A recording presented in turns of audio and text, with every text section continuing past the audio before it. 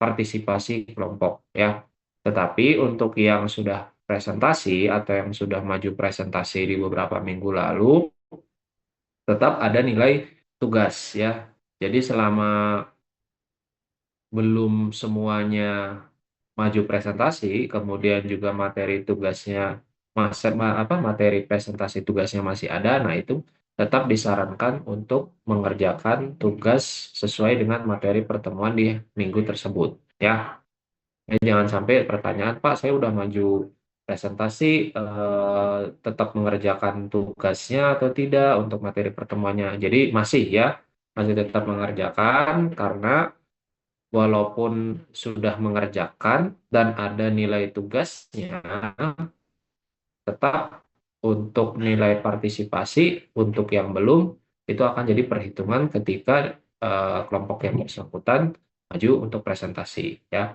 Jadi sementara ini saya lanjutkan untuk presentasi yang belum ya, untuk presentasi yang belum. Silahkan kalau mau ada yang mengajukan kelompoknya yang mau presentasi silahkan. Siapa yang belum dipersilahkan ya supaya ada nilai partisipasi. Ada yang mau ini, yang mau mengajukan kelompok presentasi silahkan. Saya sambil cek ini juga ya, sambil cek kelompok-kelompok yang sudah presentasi.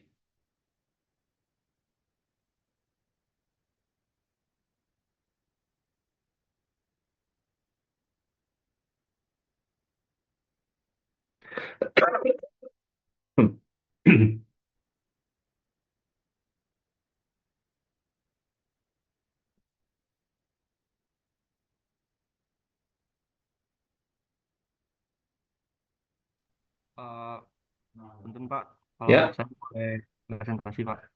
boleh. Kelompok Hanif hadir semua nggak? Hadir sih Pak, Hadir. Siapa siapa aja Hanif? ada Marcel sama Helmi. Oh, cuma bertiga. Iya, yang satunya Adinda Isna ini udah keluar Pak. Oh, maksudnya pindah, keluar Ya, pindah. Oh, gitu. Ya udah, boleh silakan. Siapa yang mau ini membuka screen-nya silakan. saya Pak. Ya, sok.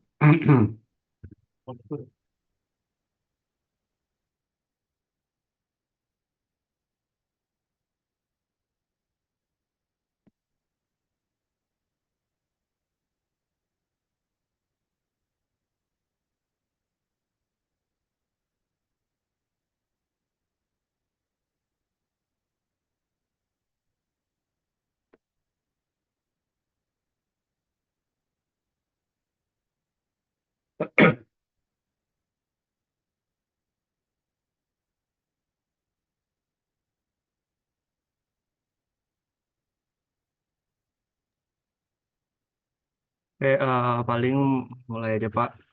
Perkenalkan, nama saya Hanif Ahmad dengan NPM 127. Saya bersama dengan teman saya, namanya Marcel dengan NPM 013 dan juga Helmi dengan NPM Coba di 14. slide berikutnya ini. Ah, Marcelino ya. Marcelino. Kelas apa ini? Hanif sama Kelas B, Pak. kelas B. Oke, ya lanjut.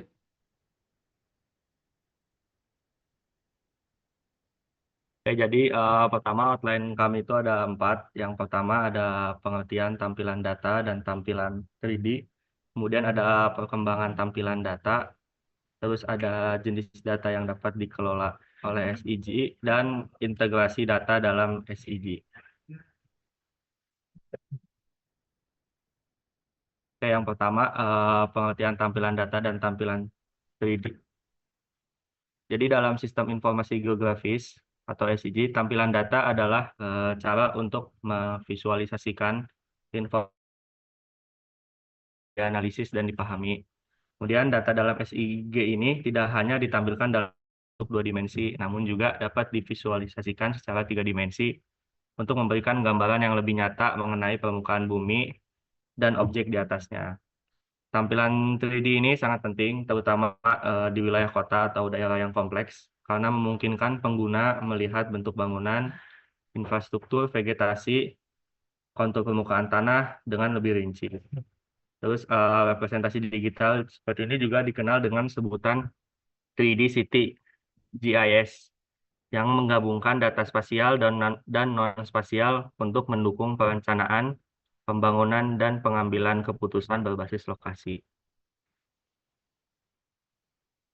Terus ini selanjutnya ada level of detail LOD dan 3D, yaitu ada level dari 0 sampai 4 di mana setiap levelnya itu semakin merinci gitu. Contohnya yang di LOD 0 itu hanya menampilkan kontur saja. Kemudian semakin naik levelnya bisa dilihat di LOD 4 itu semakin detail bahkan bisa melihat ke dalam si bangunannya.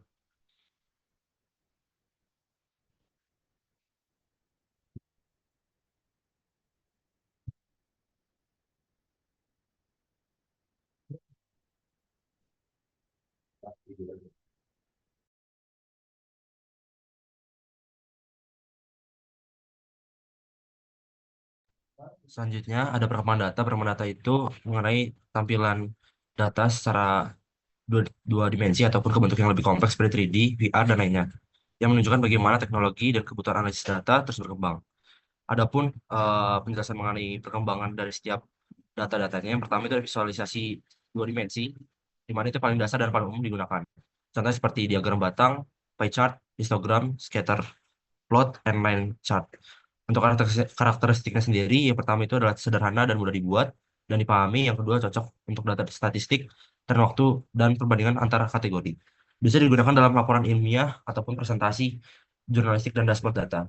Untuk kelebihannya sendiri, komunikasi dapat lebih cepat disampaikan secara efisien. Kemudian dapat cetak dan ditampilkan sebagai suatu data di berbagai media dengan mudah.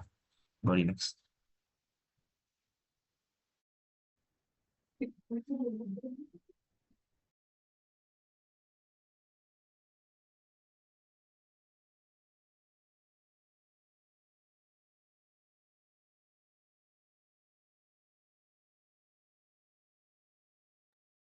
Selanjutnya ada perkembangan data mengenai visualisasi 3D, yaitu representasi spasial. Contohnya ada grafik permukaan atau surface plot, scatter plot 3D, dan visualisasi volume dalam bidang medis ataupun geospasial.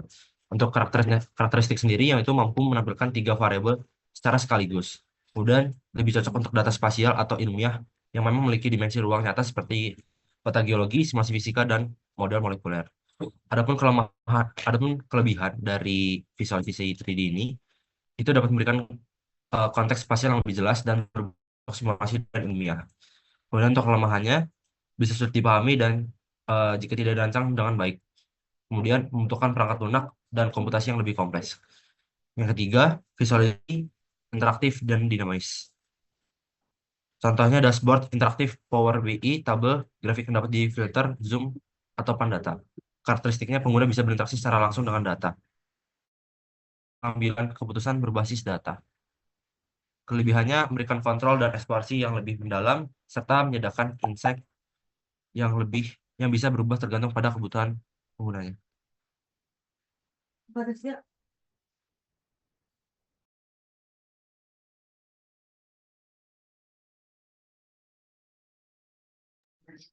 Kemudian yang keempat, visualisasi VR atau virtual reality atau AR, augmented reality. Contohnya adalah untuk penggunaan eksplorasi data dalam lingkungan virtual, pemetaan medan tambang secara imersif. Untuk karakteristiknya sendiri, yang pertama menghadirkan data dalam lingkungan secara tiga dimensi, secara langsung ke dalam ruang nyata atau maya. Yang kedua, dipakai di bidang teknik, arsitektur, kedokteran, hingga ilmu kelingkungan. Kemudian untuk kelebihannya sendiri, pengalaman visual yang imersif dan mendalam. Yang kedua, cocok untuk kolaborasi dalam dalam tim multidisiplin. Untuk kekurangannya, yang pertama itu membutuhkan perangkat khusus seperti headset VR atau AR. Kemudian ada biaya dan waktu pengamanan yang cukup tinggi dan mahal. Dan untuk yang terakhir adalah visualisasi berbasis AI atau artificial intelligence dan big data. Contohnya sendiri itu adalah visualisasi pola hasil machine learning, misalnya clustering, peta panas, atau heat map dari data neural network. Kemudian untuk karakternya sendiri itu mengolah eh, dan menampilkan data dalam skala besar dan kompleks. Yang kedua yang kedua memungkinkan pengenalan pola dan anomali yang tidak terlihat secara manual.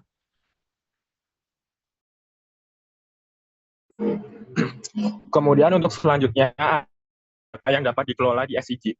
Yang pertama ada data spasial. Data spasial merupakan data grafis yang dapat mengidentifikasi tampilan lokasi geografi dalam bentuk